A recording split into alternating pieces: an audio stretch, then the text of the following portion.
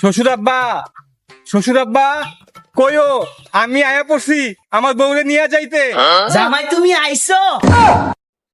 High high, এটা আমি কি দেখলাম? জামাই তুমি আর্জেন্টিনা সাপোর্ট করো?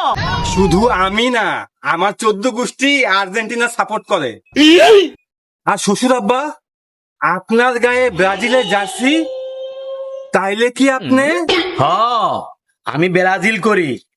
আমি যদি জানতাম তুমি আর্জেন্টিনা করো তাহলে জীবনও আমার মায়া তোমাতে বিয়া দিলাম না হইলে। হ্যাঁ তো আমারে সুযোগ পাইয়া বইরা দিল। আমি যদি জানতাম আপনি ব্রাজিল করেন, আপনার মায়ের বিয়া তো দূরের কথা, প্রেমও করতে গেলাম না হইলে।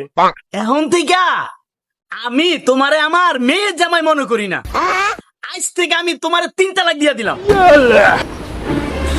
আর আমি আপনারে 7 তালাক দিলাম। এই লন 7 আপ খান।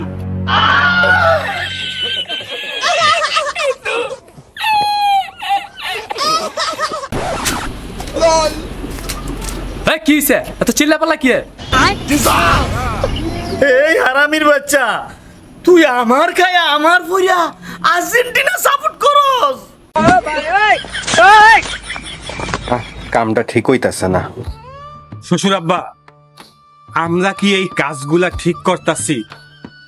এই খেলার চেয়ে আমাদের সম্পর্ক বড় হওয়ার দরকার ছিল, কিন্তু সেই জায়গায় আমরা আমাদের সম্পর্ক এই খেলার চেয়েও নিচে নামাইছি। হায় হায়, আমি কত বড় ভুল করছি। জামাই তো ঠিক কথাই কইছে। জামাই তুমি ঠিক কথাই কইছো। তাহলে শ্বশুর আব্বা আজ থেকে ঝগড়া বিবাদ ভুলে খেলা দেখবো একসাথে। শ্বশুর আব্বা সবাই একসাথে বলেন আর্জেন্টিনা জিন্দাবাদ। দাঁড়া হারামির বাচ্চা। কি